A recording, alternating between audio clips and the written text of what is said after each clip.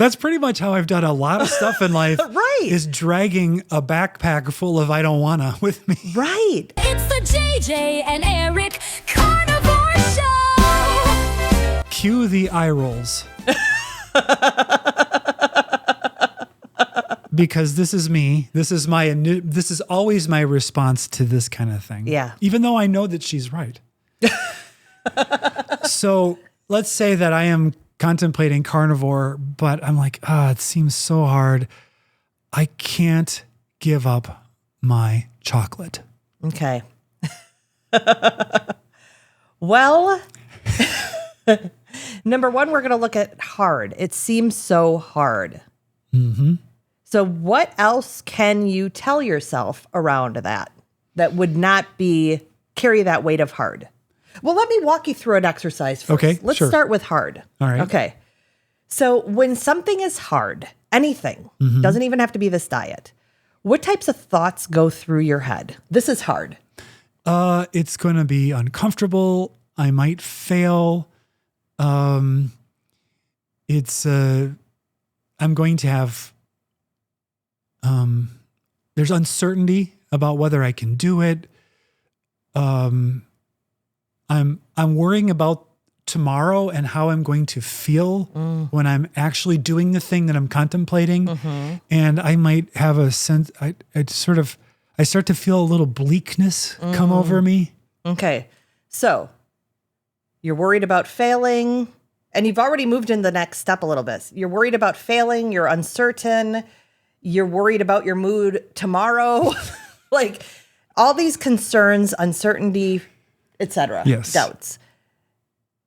Failing being in there. So how do those thoughts make you feel? Well, You as said I bleak. said, there's sort of a bleakness. There's a definite draining away of energy and enthusiasm. And also maybe almost a pre-mourning of the things that my old comfy habits. So there's mourning, Yep. there's bleakness, and there's a draining away of energy and enthusiasm. Yes. Okay. Yeah. When you feel bleak and that enthusiasm and energy's waning and you're mourning, how do you behave? I want to just collapse on the sofa and watch YouTube videos Okay. and try not to think about the things I'm not having while I'm watching YouTube. So I want to stop all forward progress. So have you ever experienced that process, that thoughts, feelings, behaviors process in other areas of your life? Yes. Yes, you have. Yes. Okay. So this is a process. Like I said, this is your process. A viewer's process might be completely different. My process might be different. But it's one that again is familiar to you. Yes, absolutely. It's actually a process that's in your comfort zone. Yep. Yeah. So does that help you get toward your goals? No, it helps me not do it. Right. It reinforces the comfort zone. It reinforces your fears. So you're saying this pattern of emotional response could be a learned habit in order to get out of doing hard things in the past? It could be. Yeah, that's one thing that it could be. Well, I don't like that. I just want to be right, and it's hard. But we really you want to slow down that process a little bit and go, okay, what thoughts, what feelings, what actions? I love that you said, what is the benefit to you? It gets me out of doing things, Yeah. right? What's the cost to you? Then I don't do it, or I just suffer unnecessarily while I'm doing it. That's a good point. Right? You're doing it with the resistance anyway, Yeah. but you're making yourself miserable and suffering. Yeah. That's pretty much how I've done a lot of stuff in life. Right. Is dragging a backpack full of I don't wanna with me. Right. So I actually want you to speak to this piece because I think you are really good at this. So for me, when I came to Carnivore, I made a bold decision. I decided, period. For a period of time. It didn't have to be the rest of my life. I certainly didn't know that. But I made a decision that sort of cut off that resistance. So can you talk about making a decision? Because I like the way you talk about it. A decision literally is to cut off a whole timeline of possibility, because you're saying, I am not going down this direction. I am not doing this thing. And it's an action. It's not a thought. Yeah. But, and you know me, I eventually just make a decision. I kind of stew on things, and all of a sudden, Then you move. Yeah, and then I've done it. That's just my method. Yeah. That is another process you have. Yeah.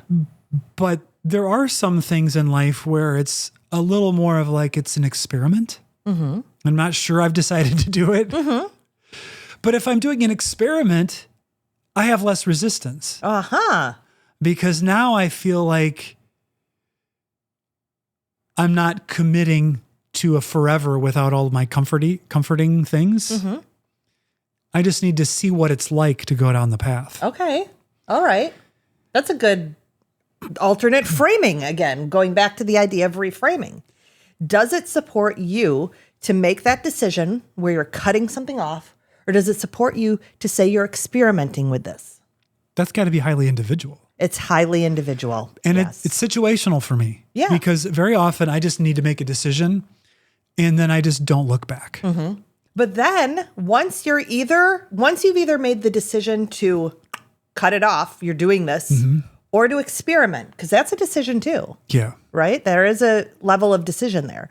So once you've made that, you support yourself in that commitment through reframing your language. Number one, like that's a very basic step. Okay. So how do we reframe? It's hard and all that stuff. So, well, it's hard. You just even introduced the word experiment. I did reframe it by calling it an experiment. You reframed it by calling it an experiment. And as soon as I said the word experiment, I mean, I'm not even contemplating going carnivore because I'm already done it. But as soon as I reframed it as an experiment, I actually got more excited about it, because then I felt like, well, I'm going to learn something. And the sacrifice had a gain guaranteed. Because even if I didn't continue with my experiment, I would have learned something about the topic. Yep. And so then giving up for a week or a month or 90 days, something would not have felt as daunting to me. Yeah. If you're liking this content, please do us a solid, like, subscribe, leave a comment. It all helps the YouTube algorithms. And when should they do it? Now. So you can completely reframe the hard as an experiment or something else that works for, again, it can be very highly individualized. Well, when I roll my eyes, JJ, Coach JJ, is when people talk about reframing in the simple terms of, instead of saying you have to, say I choose to. To me, that just makes me want to just drop bombs from the sky on everybody. All right. Can I go back to the beginning of time for a second? Will you allow that? Yeah, go ahead. Okay. So when I was going through my coaching program back in the early 2000s, my mentor, I said, literally, I can't do it at that time because I have to pick up my daughter from preschool. It sounds rational. Sounds rational. And she's like, do you? And I'm like, yeah. So she led me through this whole line of questioning around, well, do you have to? What happens if you don't pick up your daughter? And I went through the whole process of, well, they'd try to call me. They tried to call my husband. He'd go and pick her up eventually. But what if he doesn't? Okay, they'd probably eventually call Health and Human Services or Child Services or something like that. And she's like, okay, so JJ, do you want to pick up your daughter, or do you want the school to call Child Services? And I was like, I'd rather pick up my daughter. And she's like, well, that's a good choice, isn't it?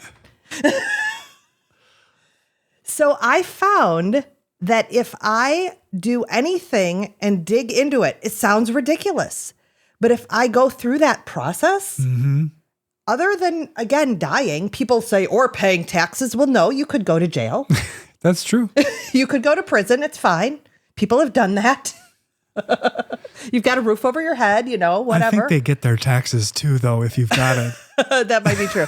So anyway, point being, though, if you take it down the rabbit hole long enough, you discover that really everything is a choice. And so then that, for me, eliminated the eye roll. Now, I don't know if that eliminates the eye roll for you.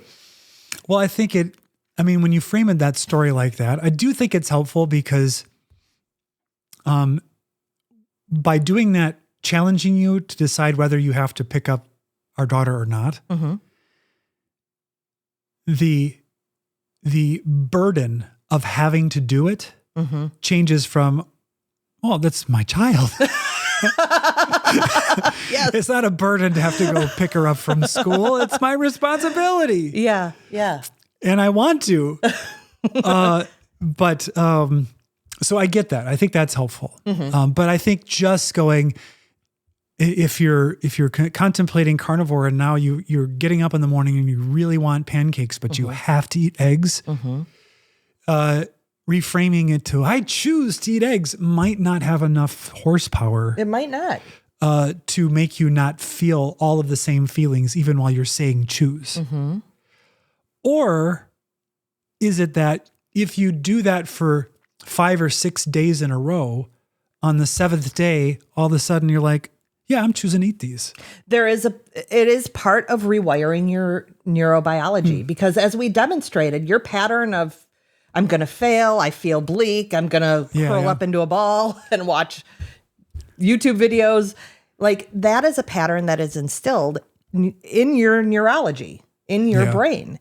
And so there is a part of it that is changing the wiring in your brain.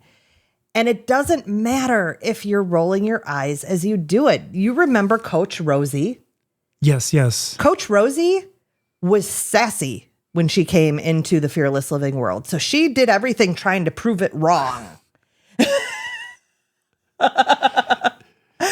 And what she found was that even doing it sassy actually worked. Broke through. I remember her telling the story because I went to one of these events about being forced to write 100 gratitudes per day or something ridiculous. At the end of the year, yes. At the end of the year, we write 100 gratitudes and 100 acknowledgments. And the story, as I remember it, was that she didn't like the idea of it because it sounded corny or something. And it was too much. Yeah. It was asking too much. And so she sassily wrote something like, today I'm grateful that I'm breathing. Or that my heart's beating. And she wrote it over and over again, I think. Yeah, I think she did because that was allowed. Yep, you could write the same one multiple times. And then all of a sudden she broke through to herself and was like, yeah, I'm grateful. I'm breathing. Yeah. So the eye rolls don't matter. The feeling corny doesn't matter. The cringe is just part of the cost. Is just part of the cost. But you have to be your own coach. You have to be monitoring your own internal and external language. So we have over 3,200 subscribers. Ooh. And most of them, I believe, are carnivore Yes. or keto already. So they're like, well, what does this have to do with me? I'm already done the hard thing. But many of us do stray, and then we got to get back on course.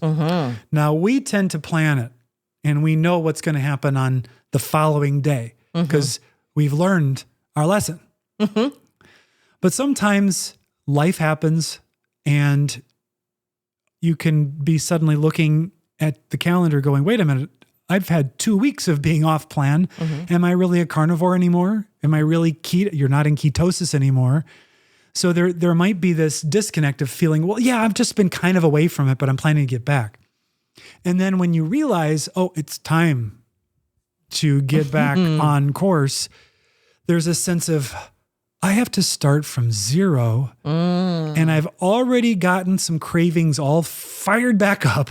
Yeah. And it's going to be hard. Now I've got to give up the thing that I just got going again. Yep. And this is going to help. It does. Yeah. And not only that, I have to point out is there's sort of a step 2. There's the reframing of your language, as I mentioned. And there's also giving yourself evidence that you have done hard things in the past. So especially if you've done carnivore before and fallen off the wagon, first of all, does that support you to say, I've fallen off the wagon? Or was it a 2-week experiment that showed me that I really do feel better on carnivore? It was a choice. It was a choice. So, how are you speaking to yourself about that lapse? But then you have done it before. Yeah. So before we've probably lost 50% of people who just think it's so cringe they can't stand it. But I wanted to bring in the distinction of a lever. Yes, go for it. Because there are some people for whom this will help. If you're trying to lift something really, really heavy, you can try to use your muscle to pick it up with your arms and your hands. Mm-hmm. And maybe you can budget, maybe you can't. But you know that if you use a lever, you can get some advantage on it in order to lift it. And the way that a lever works is you put less muscle into your action and you get more lift. But the cost is you have to move it farther, right? So if you have a long lever, you have to move it through a very long range of motion to get a little lift. But sometimes that's all you can do to make progress. And reframing and using different language is using leverage on the problem. Mm-hmm. Because now, to the extent you can use less willpower, then it becomes a little bit easier, even though the incremental progress might be somewhat slower. Mm-hmm.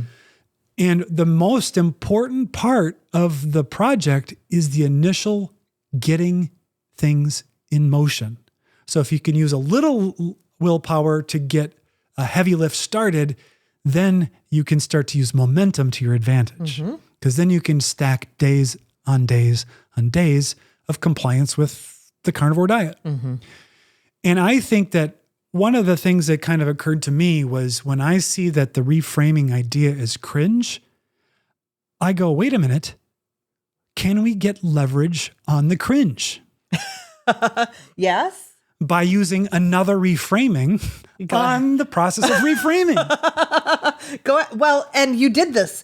So we had many of these discussions back when I was in life coaching school, and you supported me fully. I did. But you also posited these questions and I think had the internal eye roll. Well, there was one like, you have to accept things. I hated that one. I hated acceptance because I thought it meant giving up. Yeah. Yeah. We won't go into that discussion right now. But so then some months ago, you're like, wait a minute. And you started telling me about all this insight you had because you reframed the reframing. I don't even remember what I did. The RAS. Oh, right. So you've heard us talk about, if you've watched any of our other videos, occasionally we talk about the Reticular Activating System. Mm-hmm. And this is a part of the brain that is basically looking for what you're looking for, which means it's filtering out the stuff that you're not looking for. Generally speaking, if you let it go to its default setting, it's just going to be looking for threats and opportunities. But if you decide to look for something in particular, you'll start actually seeing it. And that's why having goals actually helps you find the path, is because once you know what you want, then it seems that magically the path appears. And it does, because your brain is now actually looking for ways to make progress toward your goal. Well, I think that if you're wanting to reframe that something is hard into something as a fun experiment, one of the ways you do that is you look for ways to experiment. What would happen if I had only eggs and bacon for breakfast for 1 week? Now you're going from, I have to have eggs and bacon again. And now you're going to, I'm figuring out what happens if I do that.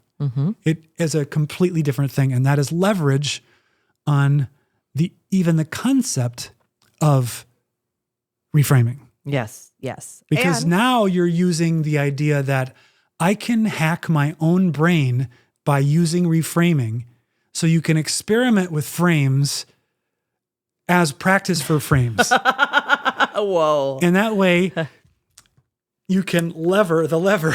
That was terrible visual aid. Did that make any sense? But you needed to think of it as hacking your brain. You're like, oh, wait a minute. It's hacking. Like once you got that, Yeah. it all clicked. Rather than, oh, this is cheesy. I get to do that. I'm choosing to do that. This is what we mean when we say carnivore is a skill. Because it's not just about what you eat. It's about how to get yourself to eat what you eat. That's and true. not eat other things that are poison. And then those skills can be used in all other areas of life. Yeah. Yeah. And when you do fall off the wagon, and again, I don't know that that's the best phrase to use, but when you do stray from plan, whether you've planned it ahead or not, you discover the skills to do better in the future. Oh, I've got another great point. Oh, boy. Say you fell off a wagon. Oh. Not a literal wagon. Ouch. And you're like, you're sort of chagrined, you're shamefaced. You're like, I fell off the wagon, had some mac and cheese and 2 tubs of ice cream.